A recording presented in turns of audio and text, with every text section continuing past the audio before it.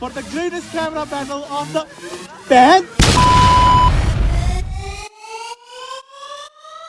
The greatest camera battle between the iPhone 16 Pro and the S24 Ultra. We are in northern Pakistan, northern lake. Now, when we talk about phone cameras, there's two things that we need to remember.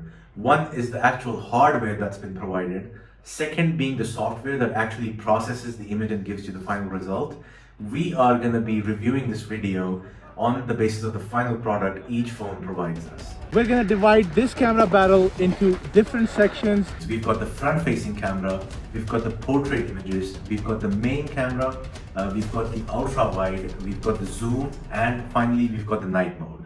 Let's jump into it. Now for a start, I would like to mention both these phones have a 12 megapixel front-facing camera. Now on your screen, here is a set of same images taken from both phones' front-facing camera. Notice how the Samsung's image is much more natural. It shows the imperfections of my skin, it shows the pores, the sweat. And on the other hand, look at this image from the iPhone. It's much better processed, my skin looks flawless, I mean beyond reality. And the beard is much more sharper and a deeper black. Now once we zoom into the back, look at the trees behind us. Over here, this is where both phones have seemed to have lost the information in the trees, but the color is definitely better on the Samsung. Now let's head over to the next set of images. It's the same picture but taken with a wider scope of front-facing camera from both phones. Now when you increase the range, the wider scope, iPhone still processes the image better, makes me look flawless, and Samsung is definitely presenting a more natural kind of a picture. And definitely the iPhone is capturing a wider scenario in the back. Notice how more scene is captured by the iPhone's front-facing camera compared to the Samsung. Now, in conclusion, this category was very close for me. I mean, it does come down to personal preference. People who like more natural pictures can definitely give this point to the Samsung. In my opinion, personally, I like the processed image better. I like my flawless skin, so I have to give this point to iPhone. Now this next category is a really famous one. I mean, it's one of the features that is most used globally for your all social media, your display pictures, your Instagram posts, Facebook posts, and whatnot. This is the portrait images. Now take a look at these set of pictures, one portrait taken from each phone. This first portrait is taken in natural sunlight. Both phones have done an amazing job with this portrait image, but do consider looking at the iPhone.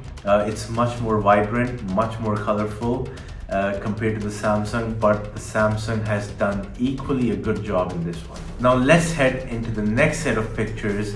These portraits are taken without the sunlight. Notice here that this is where iPhone takes a big lead from the Samsung. The iPhone, excluding the sunlight, is still much more vibrant, still much more colorful compared to the Samsung. I mean, the Samsung has completely lost track of colors here, and this is where the iPhone definitely goes way ahead of the game. Now, without a doubt, Apple has always been the king of portrait images. Now, especially in the iOS 18, Apple gives you a lot of features, a lot of new filters to play around with your portrait images as well, till you get the result that you finally like. So without a doubt, we're gonna have to give this point to Apple as well. Now let's talk about the main cameras. Both these phones have different variations to their main cameras. The iPhone has a 24 megapixel standard main camera, but it can go up to 48 megapixels with the HEIF Max for a processed image, and it can go up to 48 megapixels with the Pro RAW for a more natural image without any processing. Whereas the Samsung has a stunning 200 megapixel main camera, but you can also take images with the 12 megapixel and a 50 megapixel. Now let's look at this first set of pictures, one taken from the iPhone's 24 megapixel camera and one taken from Samsung's 12 megapixel camera. Now even though the hardware used on the iPhone is much better than of the Samsung, but Samsung's 12 megapixel camera has captured so much details. I mean, take a look at the trees in the back.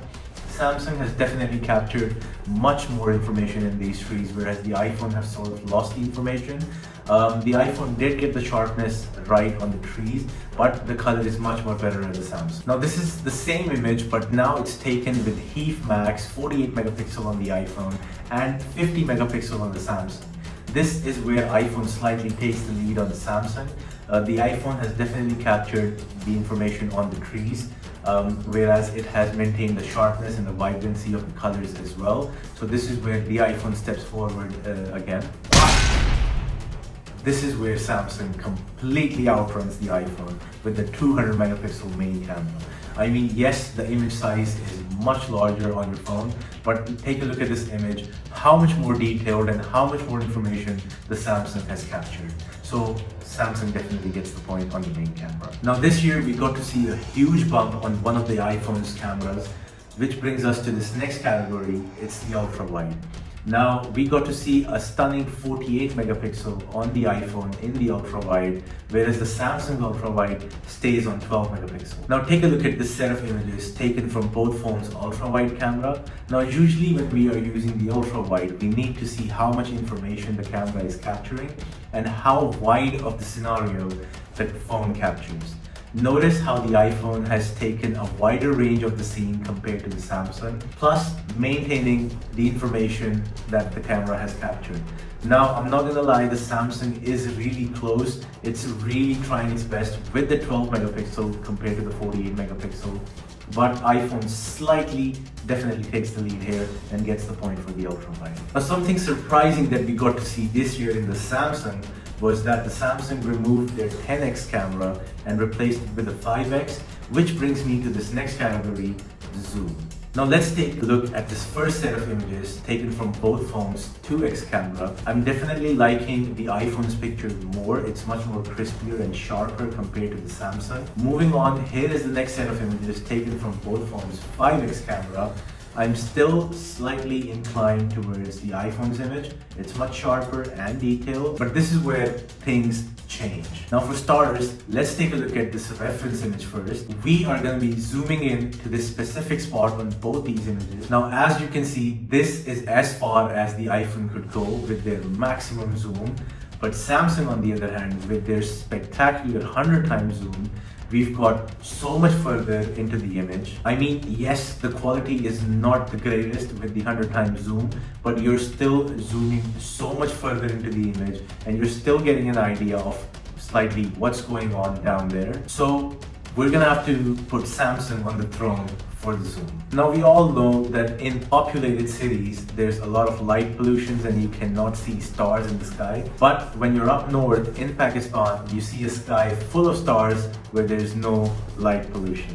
So what a better opportunity than this than to test the night mode on both these cameras. Now here is a comparison picture of the sky full of stars taken on both phones. This first set of picture is completely raw, no filters, no editing, and definitely the iPhone is better. Now once we apply some filters and some editing to it to better enhance the image, still the iPhone I think has taken a beautiful picture of the sky with stars compared to the Samsung. I mean, in this specific category, I don't even think it's an opinion anymore, but the iPhone's night mode has definitely surpassed Samsung by a lot of margin. So for now, iPhone is the clear winner in terms of photography. I think we've covered all the categories that we could in terms of photography, and the iPhone definitely comes out to be the winner. Another category is videography on the phones, and I think this has evolved so much now on smartphones that there could be a whole other video on this. Let me know what you guys think about that in the comments. So that was a comparison video. Let me know if you want to see more content like that, and subscribe for more.